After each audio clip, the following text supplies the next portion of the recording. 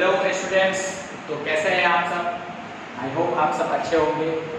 ठीक है, तो आज का हमारा टॉपिक है electromagnetism, right?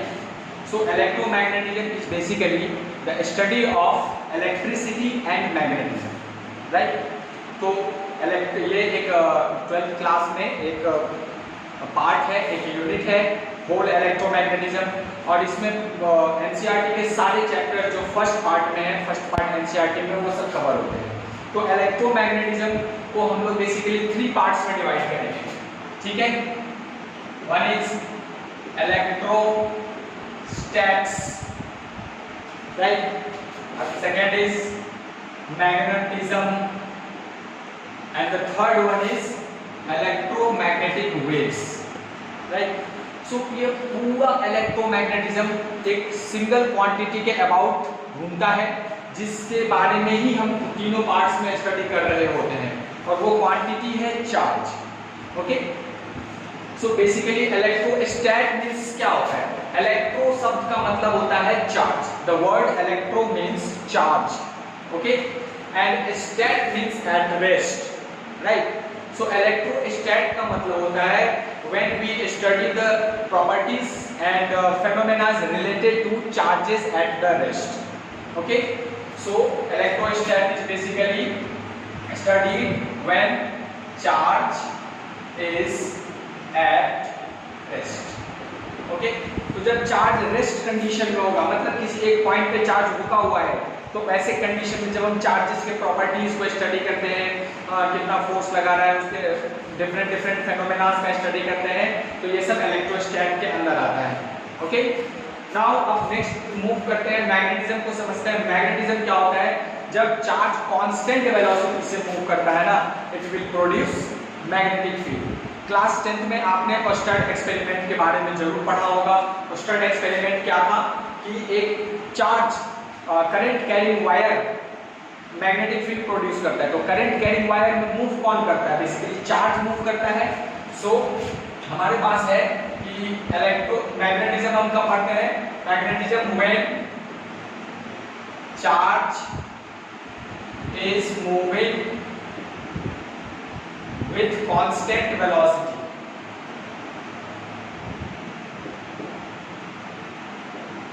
and electromagnetic waves कब स्टडी करेंगे हम लोग? when charge is accelerating, charge is accelerating, got it? So basically the whole electromagnetism is the study of charges in different conditions.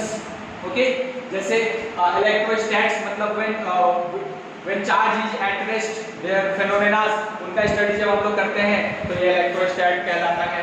जब चार्ज कांस्टेंट वेलोसिटी से move कर रहा है तो ये क्या कहलाता है? मैग्नेटिज्म कहलाता है। क्लियर है?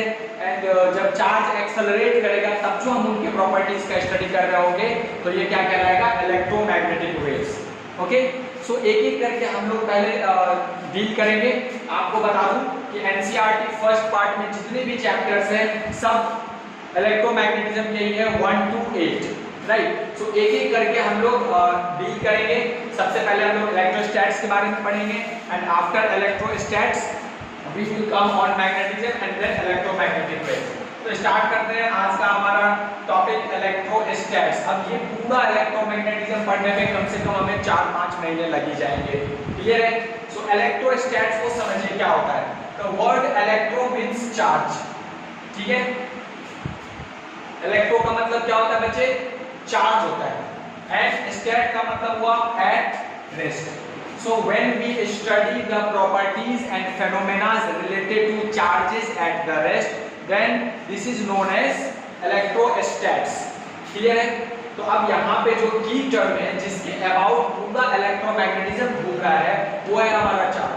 तो सबसे पहले हमें चार्ज के बारे में अच्छे से समझना होगा कि चार्ज क्या होता है एंड इसकी प्रॉपर्टीज क्या होती है। उसके बाद हम लोग एक एक करके धीरे धीरे आगे बढ़ते रहेंगे। क्लियर है क्या? ओके, आई होप सभी बच्चों को क्लियर होगा। सो अब हम लोग बात करेंगे चार्जेस के बारे में। तो चार्ज क्या होता है?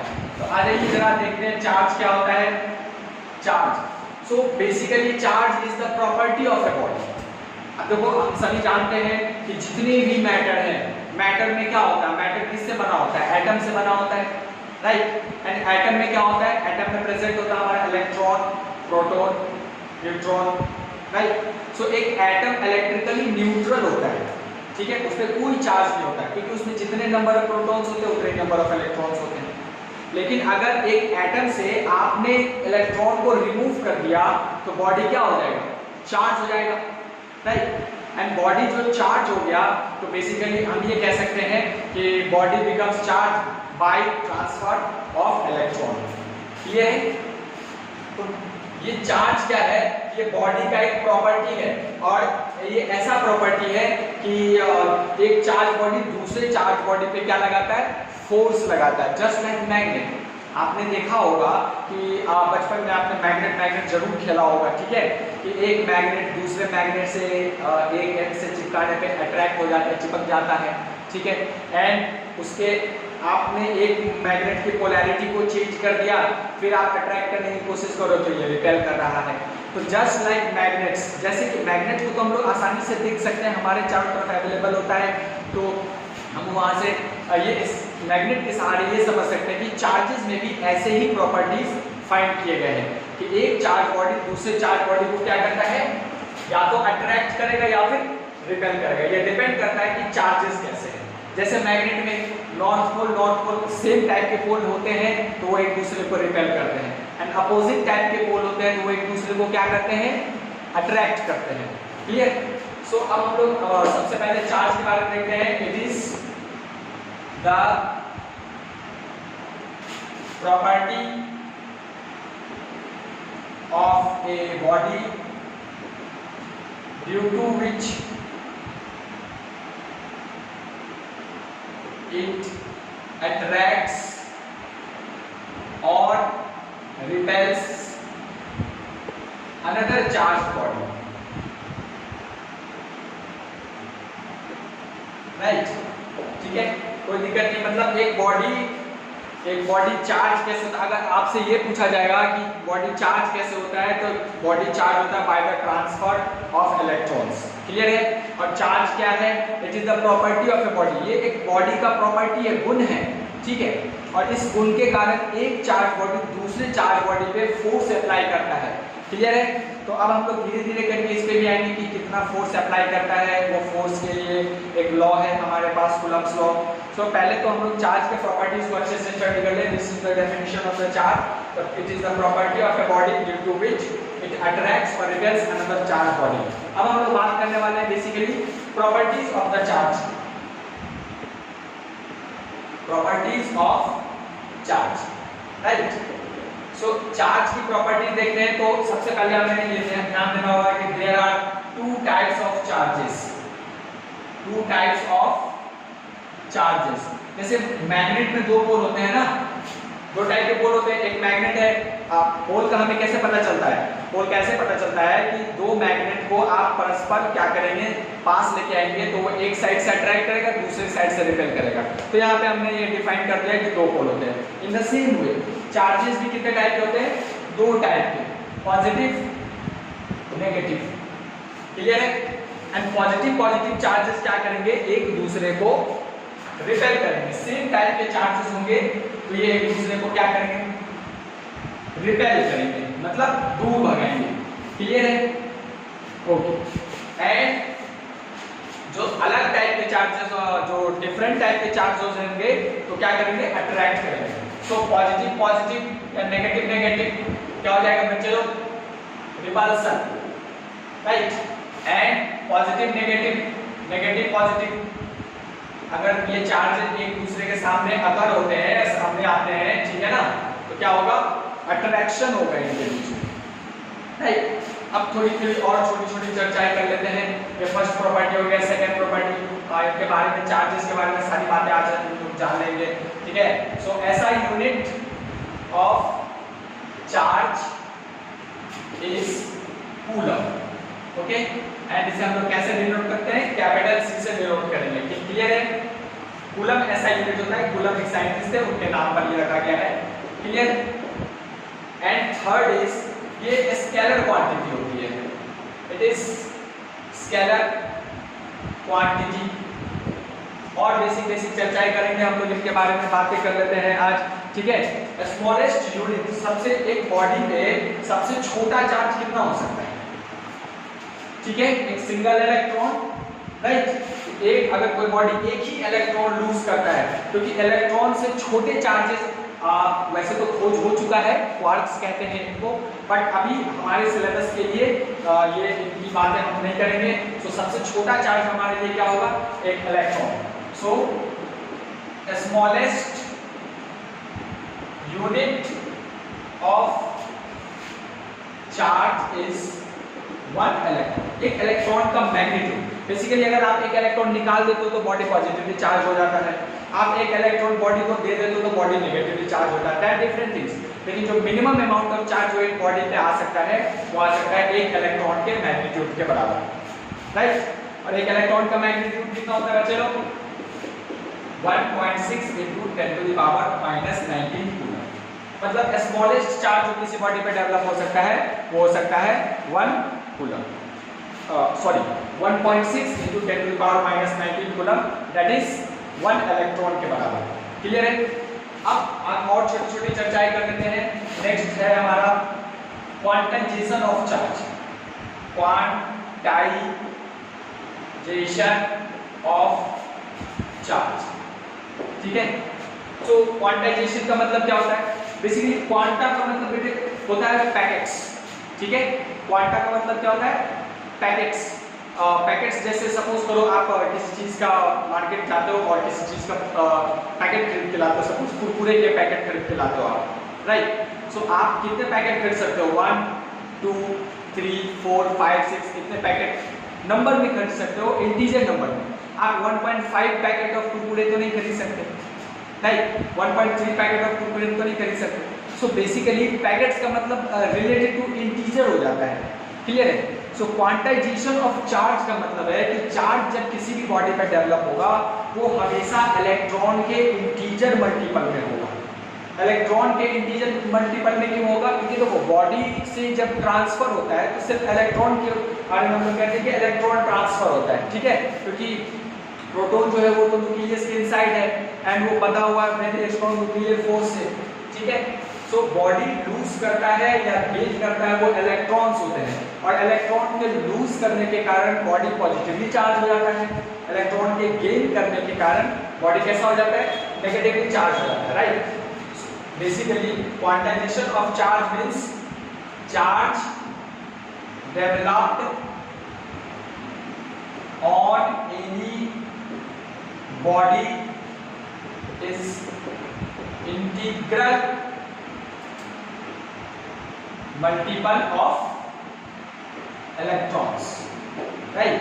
सो जैसे आपने कहा कि एक बॉडी है और इसमें कुछ चार्ज डेवलप हो गया Q, तो हम क्या कह सकते हैं, Q equals two plus minus NE।